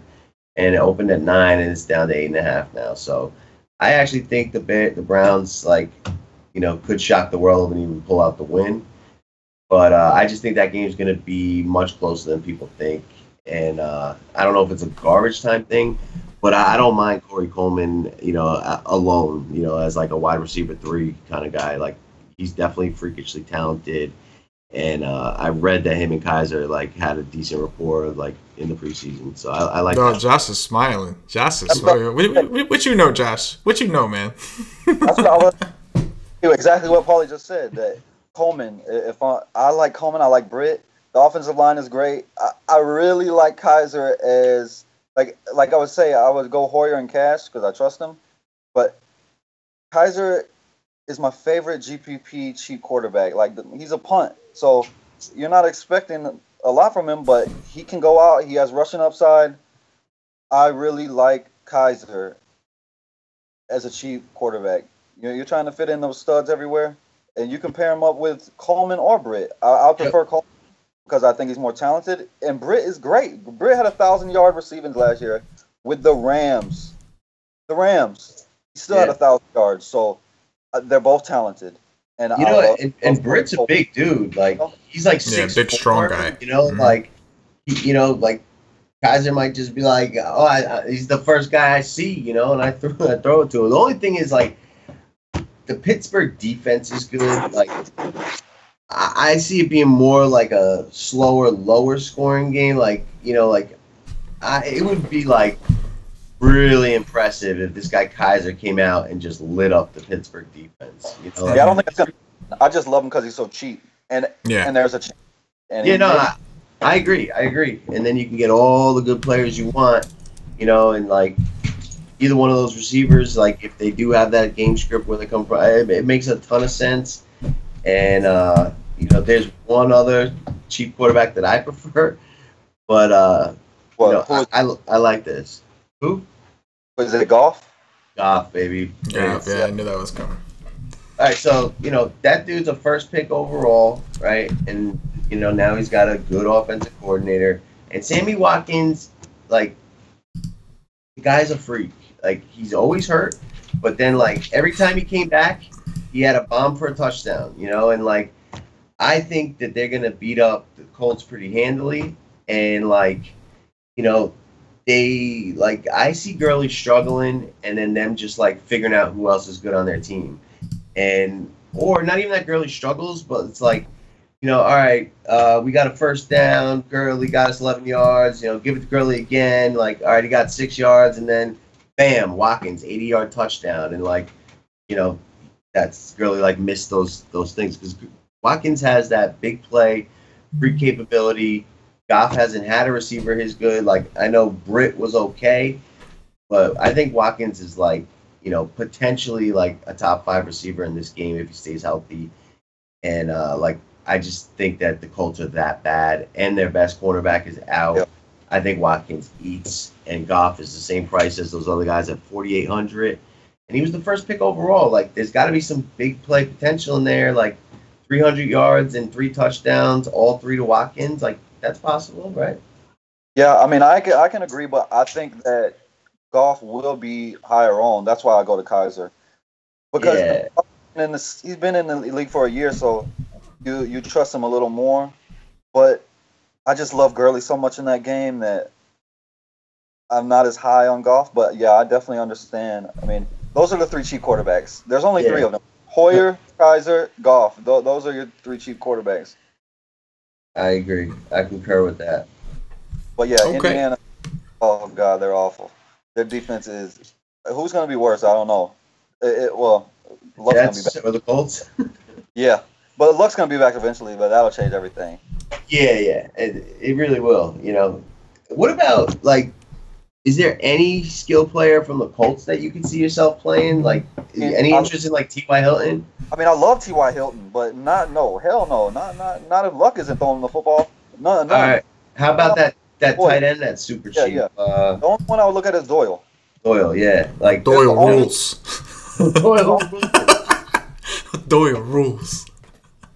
They're the only offense in the NFL besides maybe New England, because they got Gronk, that the tight end is – they have so many plays where the tight end is the first option. Like, they don't even look to the wideouts. Tight end is number 1 option on the play. So you always target tight ends for the Colts. Wherever that offensive coordinator goes, that's who you play for tight ends. But with this guy throwing the football, I don't even know if I can go Doyle. But he would be my one play for the Colts that I could maybe go to. Yep. He's the guy now this year, right? Like, Dwayne Allen's going. He's the guy. His history. Dwayne Allen's on the Patriots, I think. And Whoops is hurt. It is the Patriots? I think so. Yeah, he's definitely gone, though. Yeah, he's history. All right. Is there any other games you guys wanted to address with as far as like passing situations, or we move on and talk about some running backs? Let me I mean, I see. I think think we that's all talked my. about every game. Oh, you know what? No, we didn't talk much about. No, we did. Oakland and Tennessee, we did. We talked about Yeah. that to start the show, I think.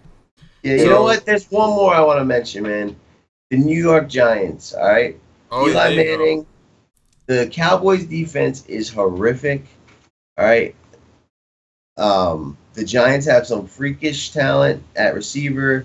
If Odell Beckham does play, he's had a history of making the best catch in the history of the NFL against the Cowboys. And, like, you know, he's like a crazy freak talent. Like the one-handed catches, the cuts, the speed. Like he can score from anywhere on the field, and if he plays, and I think he will, you know, Manning to him, I think works a lot. I think the Cowboys front seven is actually pretty decent, but their secondary is awful. They don't have a cornerback taller than 5'10".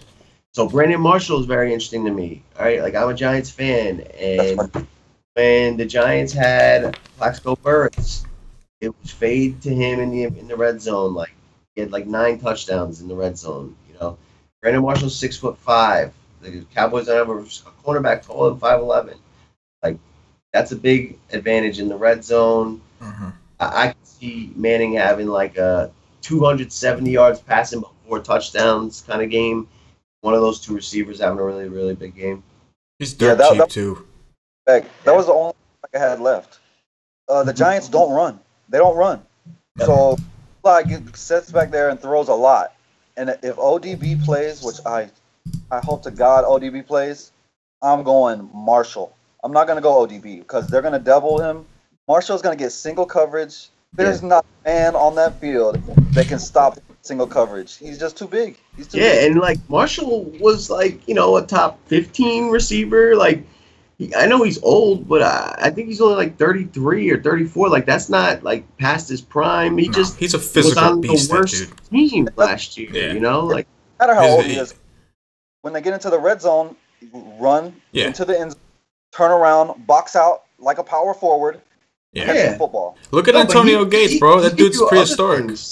Yeah, but that's like he could be the lead receiver and catch like 11 balls. No, he can. Like, he can. It's he not can. Just I'm like, just saying. Yeah, right. Yeah, and I was because ODB is going to be double and triple team. So you got Shepard that's going to get single coverage, and you got Marshall that's going to get single coverage. Those will be my two targets. I wouldn't go to ODB. What about Ingram? Who? The rookie tight end. He had a couple. I mean, like the Giants is another team that Eli relies on his tight end. And he hasn't had a good one since Jeremy Shockey. Yeah, there's guys that rely on his tight end, and Eli will throw to his tight end. So, I mean, I won't go there. That's a wait and see approach for me. But 2,900. 2,900. I mean, I feel you. I mean, he's a pivot from Ertz, but my pivot from Ertz is Watson, because I mean he's the second chalk in tight end to me. But Benjamin Watson? I mean, not Watson. I meant Walker. Delaney. Walker in Tennessee. Word. Okay. Yeah. I mean, Watson is in play as well, but no, I won't go there. I meant Walker. Right. Okay. Gotcha. All right. I think there's definitely some great takes. Any thoughts while we're on the game? What are our thoughts with the Dallas situation? Obviously, we know the Ezekiel Elliott looks like he's going to play for the remainder of the year. And we know that the Giants have a very good run defense. Last year, they were one of the best run defenses in the league. So what are our thoughts with the Dallas offense? Paul, you want to go first? I think the Giants' pass defense is actually their bigger strength. And, the Cowboys have the best O-line, and, that dude ain't too far off from Le'Veon Bell and DJ. You can never, write him off. And I think his ownership will be crazy low. Everyone's giving the Giants defense a ton of credit, and it is good, but it's the first game of the season. Like anything can happen. And Ezekiel Elliott, he was last year's Christian McCaffrey. He was 3rd overall, and the guy's just freak talent. He did it at Ohio State. He led them to a national championship with the belly button out. He was just like a specimen and faster than everybody else. And, I think he's a really, really interesting pivot in tournaments. And, he had like 3 games last year with over, 150 and 3 touchdowns where he was, he won you tournaments. So it's interesting. I hate it because, the Giants were going to handily win that game, and now it's going to be a battle. Josh, what are your thoughts? I won't do it just because I respect the Giants' defense so much. The Giants is a defense that another cheaper defense I'll target because they're good. They can score touchdowns as well. On defense, I try. I mean, of course, we can't predict if a defense is going to score a touchdown, but I try to get defenses that can score. But the only problem is Prescott. He protects the ball. Dak. They're going to run a lot, but I don't think the offensive line. That's why I think Dallas is going to fall off a little bit this year because it's not as good. It's not as good as it was last year. Yeah, they lost 2 dudes. That is true. They're going to fall off some. Like I think they're going to finish last in the division. Like you said that was bold, which I mean it is, but what am I here for? I'm not here. No, bro. I didn't think the Cowboys coming in last was the bold part, but the Redskins coming in first and Philly behind them, I thought was the bold. No, it was one of them. Battling. I think it's Philly and Washington that battles for first, and then Giants third, and then Cowboys all the way in last. Yeah, I mean, I could when Ezekiel was gonna miss 6, I totally thought that was right. Now I don't know. Like, the Giants is a terrible matchup for them, but they have a lot of weapons. Dez Bryant's a very, very good receiver.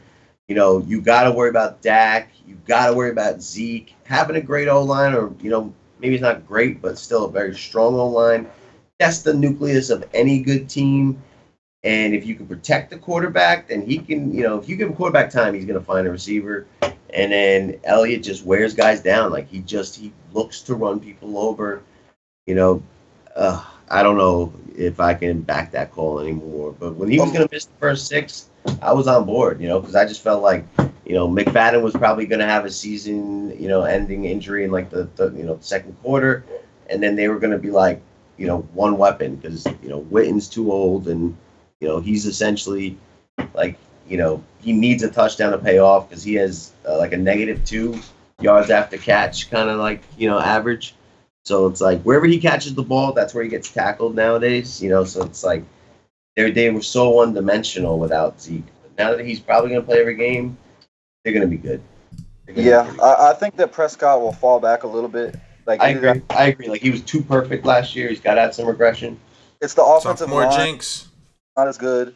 Yep. Even with Zeke not missing all the games, I still think they're going to finish last. The defense, I don't think it's very good personally. But my one target from the Dallas side would probably be Witten. The Giants are bad versus tight end historically, and while Witten is old and slow, he can still get you the touchdown. Like if they're gonna throw in the red zone, it's either gonna be throw it up to Dez or it's gonna be find Witten. Mm-hmm. I'll go the Witten route, but just because I respect the Giants defense, and if I'm gonna target them, I'm gonna do it with the tight end. He's pretty cheap too, isn't he? Yeah. He's 3,900 on DraftKings. He's 400 more than the Ertz. But I'm just taking him. Touchdown. Yeah, he's got to get a touchdown. So he had one game last year over 100 yards. He only had 4 touchdowns last year. He had 75 catches, 730 yards, 4 touchdowns. I don't know. I hear you. Like. He's the one player that the Giants don't have like an advantage over. Like that's their weakness. But like I just think he's too old and slow to really have like a huge impact.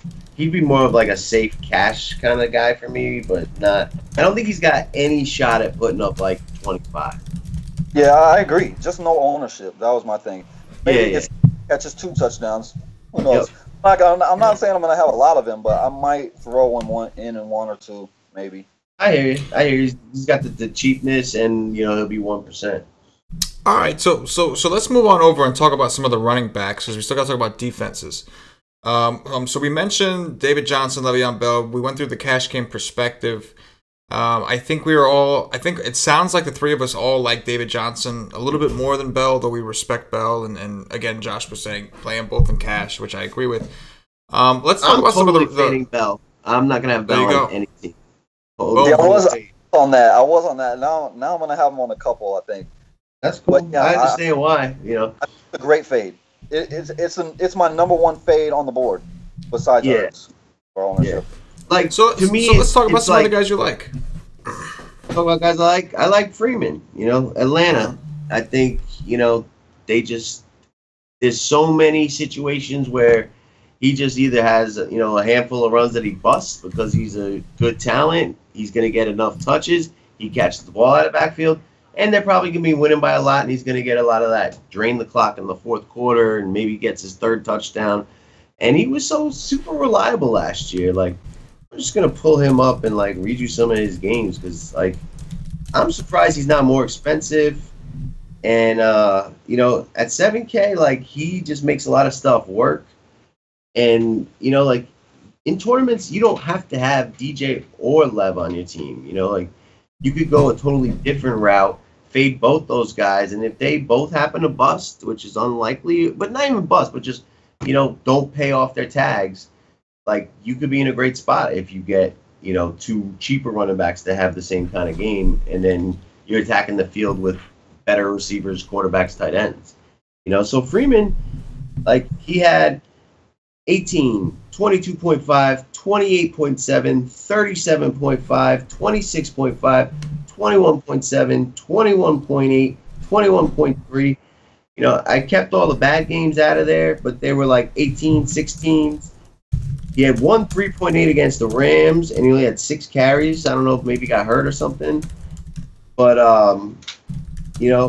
over 12 carries a game, at least 3 targets a game, and the guy had a nose for the end zone. He had 15 touchdowns last year, 1,100 yards. And the Bears defense, I think, is awful. And I just need to confirm this, but I think their best run-stopping middle linebacker is not going to play. Let me confirm that for you real quick. But that would also help the Freeman argument. After that, I don't like nobody until we get to Christian McCaffrey. McCaffrey's going to be on every one of my teams. Yeah, I already told you. He's the white Barry Sanders. He's this year's Ezekiel Elliott. He's just it's insane how good he is. He had better agilities than Odell Beckham in the combine. Everyone is just that plays with him has been raving that they've never seen a kid this good at football. Fozzie Whitaker was I just like watching him. He's going to change this team, and he was so good in college, did everything right. They said he's got a Harvard's degree, understanding of the playbook. They've created an entire package of plays just for him. He's all the plays in the preseason, guys he can't run up the middle. He was crushing it up the middle. This guy is gonna be a top 3 running back. Maybe after week 1, but I can't play McCaffrey 5,400. I don't see any way he doesn't pay that off, and I think he may outscore Hunt from the Thursday night game. Yeah, man, I think that's I think it's certainly in play. Josh, what are some of the running backs you like, and then we can discuss some of them. Gurley, I love. I just love him. I don't think they're gonna be able to stop him at all. Murray, I really like. Murray, he catches balls out the backfield. Yeah. He could have 2 receiving touchdowns and a rushing touchdown in this game. Yep. This game is going to be up and down. The Oakland defense is bad. They're not good. The Oakland offense is great. So I just think they're going to be traveling up and down the field. Murray's going to have a lot of opportunities. I really like him. Shady. I like Shady. He's the only running back there. The Jets' run defense was number 1 last year, but it did kind of fall off towards the end of the year. And they lost Shelley Richardson. Yeah, and he's gone. That makes a big difference. Yeah, huge difference. I do like Shady some. He's not a big play for me, but he should get all the carries, and he is extra talent. He's super talent. So I like him as well. Yeah, man. Oh, No, go ahead. No. Keep going. I thought you were done. My bad. He's the chalk. I mean, you play him in cash for sure. You try to fade if you can in tournaments. And don't completely fade him because maybe he goes out and gets 25, 30 points. So you can't completely fade that. What are you talking about? Hyde. Hyde. You try to fade as much as you can in tournaments, but you play him. Would you play Hyde on FanDuel? He's 7,300 there. I mean, I would. I don't think 68. I think 6,800. he's not going to be the chalk on FanDuel that he is on DK. Yeah. So I could play him to try to just get off of Bell and Johnson, but I mean I don't know. I mean, he's okay. I could play him there. Yeah, but I like that's in it. Powell too. Yep. You said Powell? He's the pass catching. I mean, Forte is what scares me because early last year Forte dominated the carries, dominated the playing, and then the second half it was Powell. So a little worrisome, but I just think Powell at this point in their careers, Powell is the talent. Right, like they want to move forward with him. Forte. Yeah. I'm surprised they didn't cut Forte, but I wish they would have because I wouldn't have to worry about it. I could just go, bam, I could just load up on Powell. Yeah, 4,900 guaranteed to have all that market share. Here, man, he was just getting so much opportunity. I know. So they're gonna be behind. So he's a good play. Yeah. There's a couple of running backs I want to ask you guys about. Like, they're all cheap. They're all interesting to me. So, like, I'm kind of like, whichever one you guys like the best is probably just going to, that'll be my tiebreaker, all right? So, Jeremy Hill, 4,400. What do you guys think about him? I mean, the Baltimore run is so tough. But if they get down to the 3, I love him. He could have 3 touchdowns. But I don't know. That's a tough play. Yeah, it is. It definitely is. What do you think, CK? Would you play him at 4,400? Deeper GPPs, yeah, to differentiate myself. But do they still got what's his name? The other guy taking. Well, now they got Joe. They got Gio Bernard. Gio Bernard. Yeah. I don't think I would even do it because what's the ceiling there? Is he gonna get you 3 touchdowns? It's like, you know what I'm saying? Like I guess he could, but like the chances of that happening, I can't pick on one of those. You know what I mean? Like if I'm fading DJ and Bell. Like, I want a guy that at least has a shot to get me, like, something decent. I'm not expecting him to match those guys, but I'm expecting, like, some production. And, like, I don't know. To me, now they got Mixon in the mix. They got Giovanni Bernard, Jeremy Hill. Plus, they got A.J. Green and Eifert. You know what I mean? So it's like, I'm not big on them. But we've seen last year, like, I think if Mixon wasn't in the picture, I would still be like, yeah, sure, give me him. Because, like, Jeremy Hill had, like, a 25% workload last year, which isn't bad considering his price. But with Mixon and that mix, man, like, that really throws things off for me. Okay. All right. Next is Darren Sproles, 3,900. I do like. I like him. I like it much better. Yeah, I love that. Like, you know, I mean, he returns punt. He's still going to return punts, right? Yep. I believe so. He goes to the house. He's a very elusive little dude. I don't know how he's in the league at this age. Well, he's in the league at this age because he doesn't get hit because he's so elusive. Yeah. I do like. Exactly. I think he's a good low-on play. I mean, 3,900, right? Like, nobody really knows what's going on with the Philly backfield, you know? So, like, if that game turns into the shootout we think, like, you know, let me see, like, he had games last year with 10 targets, 9 targets, 7 targets, 5 targets, 6 targets. Like, you know, to pay off 3,900, you need, like, 4 catches, 35 yards, and a touchdown. You know what I mean? And he could also add a punt return. And they played him in the red zone as well. Yeah. Too. So I mean, he will play in the red zone. So. Yeah, man. I think, especially like when you think about the dynamic this year. Last year he was competing with Ryan Matthews, who, while the dude had a problem staying on the field, like he was a respectable running back. Now it's LeGarrette Blount, who I think, like, I know he was on New England, he served his purpose, but it's not like LeGarrette Blount was breaking rushing yard statistics. So I do think that they might rely on him a little more, and they're not throwing passes to LeGarrette Blount. I just don't see that being a thing. So yeah, I think Sproles is great for his price. I think now you got Wendell Smallwood, and it's just a matter of how much do they like that kid. Like he's coming out of West Virginia last year, he was a rookie, and like he's a little guy. He's very much like Sproles. Like he's a small guy. He's very fast. So that's my only question. But I still don't think they're gonna trust like you got a rookie a sophomore Carson Wentz. And you're not going to rely too much on a rookie Wendell Smallwood, too. I think you're going to trust on the veteran. So I think Sproles is fine, man. Yeah, well, Smallwood is the future.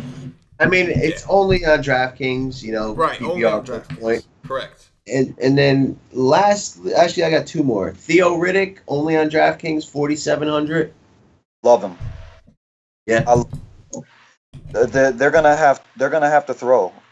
What did he? I looked it up. Last night. Last game versus Arizona, I think he had 10 targets, maybe. Oh man, I don't remember. But yeah, I love that play. Love that play. Good red zone. So my thought is like Patrick Peterson's gonna just take Marvin Lewis out of that game, right? Like Marvin Lewis is done, right? So it's like who they got, Golden Tate, and then this guy, and they, he got so many targets last year. Like love him. Love him. I think that's interesting. And then in the same game. Amir Abdullah, any love for him? 4,300. He's supposed to be the lead back. Yeah. No. Stay healthy. I mean, no. I like him. Like he was gonna be a target of mine in season long because he is the lead back. He's the number one. He can catch balls out the backfield as well. But I mean, damn, this guy killed me. He killed me last year. When I drafted him and got hurt. But yeah, no, he's talent as well. I would prefer Riddick because he is in open space, but they're both options. I like Riddick better. Like that game's kind of interesting to me. Like Matt Stafford got the biggest contract, and like I'm sure he's got a chip on his shoulder. They're at home, but I feel like Arizona is like gonna get to the lead. It's like every time they play a tough team, it's like they fall behind, and then the second half they go with a shotgun, and Stafford catches them back up, and then they lose some heartbreaking way, right? So, like, that's kind of like how I envision it. Like, Arizona does the DJ, get me a lead, and then, in the second half, it just kind of, like, takes off, and, Stafford throws them back into the game like he usually does. And it's like, I like Golden Tate a lot, PPR, and then it's, I think it's, Theo Riddick, like that's the only other guy. Like maybe the tight end is an option. I was gonna say Ebron in the red zone, maybe. Yeah, but I agree with you. Yeah, you got to figure like the total's decently high. It's in a dome. They're usually high scores in a dome. We expect DJ to have a good game, so if it's gonna hit that total, then and especially how close the spread is, then we got to expect Detroit to score somehow, right? Like the home on that turf. Yeah, absolutely. I'm going to tell you some of the running backs that, unless you had any more for us, Paulie, I'm going to talk about some of the running backs that I was kind of interested in this week for tournaments. I think we know where we're going in cash, but let me just pull up these filters real quick. McCaffrey, yeah, I do actually have interest in McCaffrey. He's not one of my favorites, but I do like him. I do. Some of the guys I liked, I like Jordan Howard a lot. In that same game with Atlanta, I think that I think he's going to be a guy relied upon not just in the run game but in the pass game. So I do think it kind of. Why do you think that? Why do you think that Jordan Howard in the pass game? Just because I look at the receiving core and there's really nobody there that I'm confident can get open consistently. So I think there's going to be a lot of dump plays to Howard. I just lost him. To Howard. Yeah, I think there's going to be a lot of dump plays to him. And his workload was pretty solid. His consistency was okay last year. So like I think they're going to rely heavily on him. If you think about it, who would you trust more? If you're an offensive coach, when you look at their core, like you got a bunch of unproven receivers, who are you going to trust more? Who are you going to trust more? I would trust Jordan Howard. So, like, I think he's somebody that's going to be a little overlooked. His price is $63. He's not as cheap as some of the other guys we talked about. So people are like, what value is he going to bring you, from a cash perspective? Not really much. But I think he's in play. Another guy, Lamar Miller, I think is in play. I think that Texas is going to try to run the ball and feed this guy. And so I think he's going to get a lot of those close, he's going to get the ball pretty much all 3 downs, I think, for the most part, especially in the red zone, Healthy back. I mean, What's he's that? the only healthy. Right. Miller. Right, exactly. So the workload to me is just immense, and that's huge opportunity, right? You want the most opportunities. So it's like I think these guys are gonna get. I like Shady. The Jets just got rid of Sheldon Richardson. That's one of the best rush blockers. And they already lost Snacks last year. They're down 2 guys from their elite run stopping defense. They don't have David Harrison anymore, who was a big key in stopping the run. And I think that people are gonna look at this and say, the Jets defense is pretty good. No, it's not. Like okay, they still got Muhammad Wilkerson. They still got, some guys in the middle. I'm not saying they're going to have a terrible rush defense, but it's not going to be nearly as good as we've seen over the last couple of years. They're progressively getting worse piece by piece. And they cut David Harris too, middle Yeah, linebacker. that's what I said. David Harris, he was the key. He was the captain of that offense, and he was a huge player in the run stopping game. Yo, the Bills let go of I can't think of his name. Williams. No. The guy that went to the Patriots. Gillislee. Yeah, Gillislee. Well, he stole a lot of touchdowns from Shady last year. Yeah, he did. So it'll be Shady. That's what I'm saying. Exactly. Vegas don't agree with you guys. This is the lowest total on the. Actually, they got the Bills for 24.25. So but who else is gonna score? Charles Clay, Tyrod Taylor. Yes. Okay. No. Those are definitely solid points. But McCoy is going to get he's gonna get the attempts. He's gonna get fed the rock. When they're in the red zone, they're going to him. They're gonna try to come up with pass plays. Shady has had a couple big games against the Jets when they were better than this. So what are they gonna do? They're not gonna sit there and chuck the ball all day. They're gonna run. They're gonna try to control the clock, and they're gonna try to run. If I was going to bet this game, I would take the Jets just because I don't see a lot of points in this game total. But I think the points that do come, you're going to see Shady just get the rock constantly. Shady. Maybe a pass or 2 on third. Shady. Maybe. So it's like if the offense is going to do any good at all, Shady is going to be the guy that I think does it, You're not saying the Jets are going to win. You're talking about the spread, right? No. The spread. No. I'm not saying the Jets are going to win. No. But I wouldn't be surprised to see them struggle to cover that spread, just because I don't see this being a very fast-paced game at all. I think it's going to be very slow. Both teams trying to run the ball a lot. You know what I mean? I like Shady. I agree with you. Let me see. Isaiah Crowell. We briefly talked about him. He's another guy I have some interest in. He's the guy. I know Duke Johnson is there, but they really only use him to pass to. So I don't know about. I think he's certainly in play. We've seen him have some monster games. He's got the upside. And that, for me, other than the guy, you guys already named a lot of the other guys, but those are only the guys that stood out to me that maybe we didn't talk about so much. The thing about Duke, I would like to say, is that they're going to put him in the slot some as well. So right, that's a good point. DraftKings only, though. They'll have Crowell in the backfield, and they'll have him in the slot. So that puts him more in play. Yeah, but to me, it's Crowell on FanDuel, and then it's Duke on DraftKings to me. Because, obviously, DraftKings, the PPR is worth way more. So you can take a lot of those Sproles kind of guys. On FanDuel, those guys don't really do you much good unless they're scoring a ton of touchdowns. Yeah. Real quick, right? Jordan Howard and Lamar Miller, which do you guys like better? Miller, just because he's only back there. But I don't like that game. Oh, I'm using the defenses on both sides of that game. I don't have no offensive player. But if I had to choose one, I would go. I would go Miller. You go Miller. What do you think, CK? Well, I'm assuming you're talking for a tournament, and are you talking DraftKings or FanDuel? On DraftKings, it's Howard to me, because one of the reasons I like Howard is because I think he might get a decent amount of targets. On FanDuel, it's I would have to agree with Josh on Miller, because I think that they're just gonna try to just pound the rock with that dude. I think they're just gonna feed him. And Josh, I'm with you on the defense part, but remember, there is a decent correlation, a pretty strong correlation between running backs and defenses. So, there's a good chance that if those defenses you like do well, that the running backs may do okay too. It's not proven, it's not 100%, but there is a correlation there. So I'm with you. I like a lot of those defenses, but that's also kind of why I like the running backs a little bit there. So, real quick, the thing to me that's real glaring, and the reason I asked that, Jacksonville might be a top 5 defense if things go well. The Falcons were 28th against the run, So to me it would be Howard. And then if you look at the over-unders, the Jacksonville-Houston games, I think like the second lowest, and then that Falcons game's like third highest, So I would lean in tournaments towards Howard out of those guys. Mm-hmm. But, That was a great question, though. That was a good one to choose from. There's two different I think dynamics. It's because he's the only guy.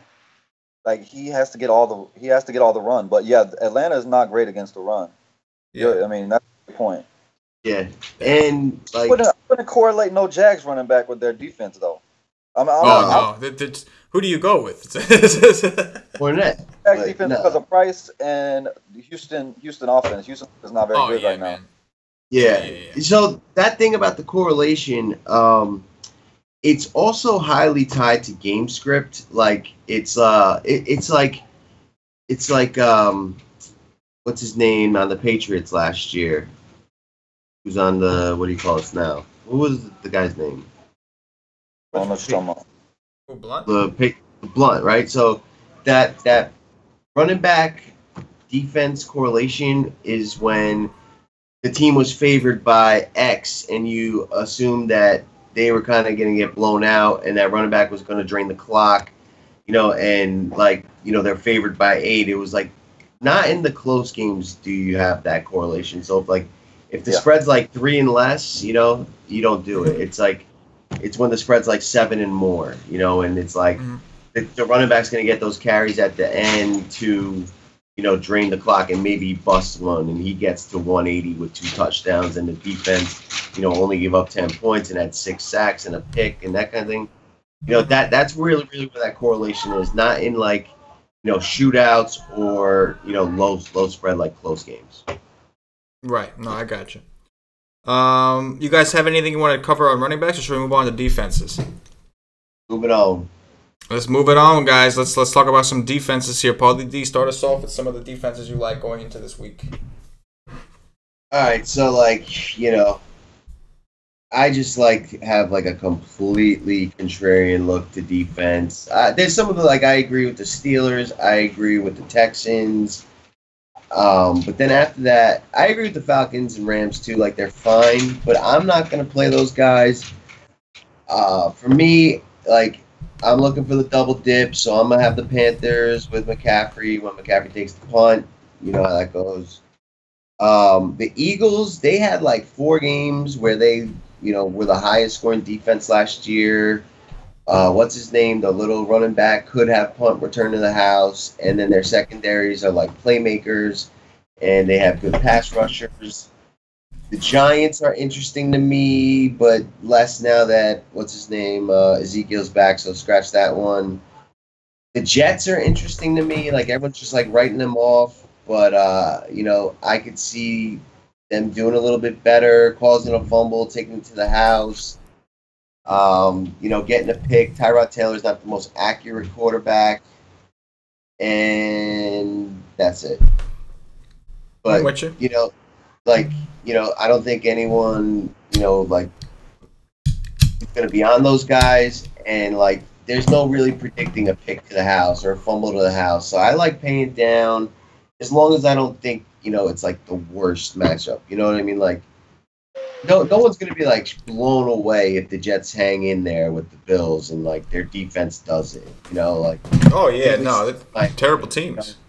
Yeah. So, the Eagles against the Redskins, we said it before, that game could shoot out or it could be really, really tight, so I think they just have good playmakers and no one will be on them. So it's either you look for a terrible quarterback to pick on because of an injury. If there's a key offensive lineman injured, then I love to attack that team.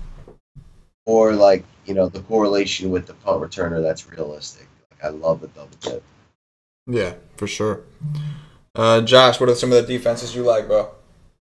Well, my 2 favorite are Rams and Texans, but both of those I feel are going to be the most popular.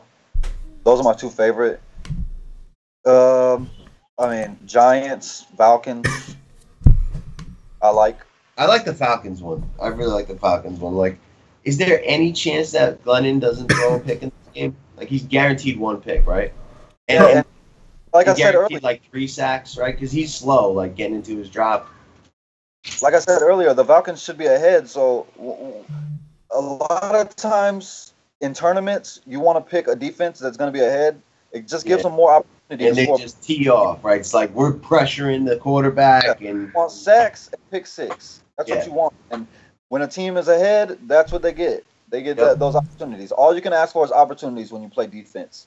You're not guaranteed a damn thing when you play a defense. You just want opportunity.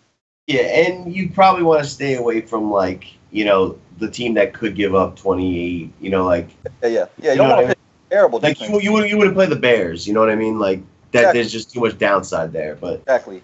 But the Jags is cheap one. And I feel Arizona. Yeah, the Jags is really interesting to me because like that's an unproven quarterback. You know, like Savage. So good. The Jags probably have the best cornerback combination. Jalen Ramsey in football. Yeah. FSU all day. He's going to be the best cornerback in the NFL. Is he right now? He might be. He's in the conversation. But he shut down a lot of the best receivers last year. He is a stud. I love him. And the other cornerback on the other side is good. The Jaguars defense is going to be marvelous. Right? Marvelous. Great. You got to trademark that marvelous because I fucking love that. I love that. That is wonderful. But I like have to call you Mr. Marvelous. Yeah. Arizona, they got a fast secondary and Stafford can. Yeah, you know, like I think if it was on the road, I would be more into that call. At home, after he just signed that contract, if he throws up a dud, like but it's like they were good at getting to the quarterback last year. You know, Patrick Peterson's still one of the best cornerbacks. The kid from LSU makes plays. You know, like I agree. Yeah, man, that sounds pretty good to me, man. I had the Bengals, Falcons, Steelers, Rams, and the Eagles. Pretty much the same, like a mixture of what you guys had, man. So I think it's pretty clear. You're looking for in cash games. You're looking for that safety, in GPPs. You're looking for upside. Paulie mentioned with a double dipping, playing a player that is a kick returner also, so that you get defensive points and you get the receiver. It's all about GPPs are all about maximizing your point potential, upside, ceilings. That's what you're looking for. You hear Josh say it all the time. I'm either going to finish first or I'm going to finish last. I'm not really going for the in between. That's what cash games are kind of for. So. That's going to do it for our first NFL-wise stream. Obviously, it's long, man. We went about 2 hours, but I thought it was like phenomenal stuff. I thought we really got to dig deep on a lot of these plays and a lot of these teams. I definitely thought it was worth every second of it, and I appreciate you guys joining me, man, on a Saturday at 1:00. No, man, I cannot wait. You know, I hope to see a lot of hashtag Hootie Hoo. A lot of hashtag owls on top, and I hope Christian McCaffrey's in all those lineups and the nation dominates tomorrow. What about you, Josh? Anything in closing? The thing I would just say is Cash, DK, Bell, Johnson, Ertz. That's where you start your team. Hyde. But Hyde in the flex. Bell, Johnson, Ertz, Hyde. And then tweet Josh at Cash and DFS and thank him for it. That's definitely the foundation right there. You got room for McCaffrey on that team too. Cash is so easy this week. It's just so easy. So easy. I'm just hoping other people make mistakes. Yeah. Just like Paulie, you told me that a wise man once told you, don't overthink it. I'm the guy that knows a guy that was told something by another guy. And he told me. Don't overthink it. Guys, we'll see if Paulie and Josh are free. You might be able to catch them in the chat tomorrow morning, but obviously the storm is coming tonight. So if they don't have power, there's nothing they can really do about that. I will be hanging out in the chat on Sunday morning. We don't know the status of Patio Joe. We're still waiting for a proof of life tweet from Patio Joe. I did get a 6 a.m. text from him, so that's probably the last proof of life official. Okay, so that's okay. So hopefully it's okay. But he'll be in the chat. But you never know which one of our guys will be in there. But I'll certainly be in there. And hey, Paulie and Josh again, man. We know the store's coming. There's a lot going on down by you guys, and you made some time to come on here for the nation. So I'm sure that they all appreciate it. I appreciate it. And good luck this weekend, guys. Man, everybody, let's do everybody. Let's get it. Represent Wise Take. Like Paulie said, if you want to see the tweets at Wise_Take, hashtag HooDieWho, hashtag Owls Up Top. Tweet us your screenshots when you win some dough. We really like that shit. It makes our day better. So hook us up. Anyway, guys, again, go ahead and check out the chat tomorrow morning. We'll be back with the MLB content on Monday. Sunday night, we will be having a show, but it may actually be a football show, so we'll discuss that, let you know tomorrow. But there will be a show tomorrow night for the free live stream. Anyway, for Paulie, for Josh, the entire Wise Take Nation, as always, good luck.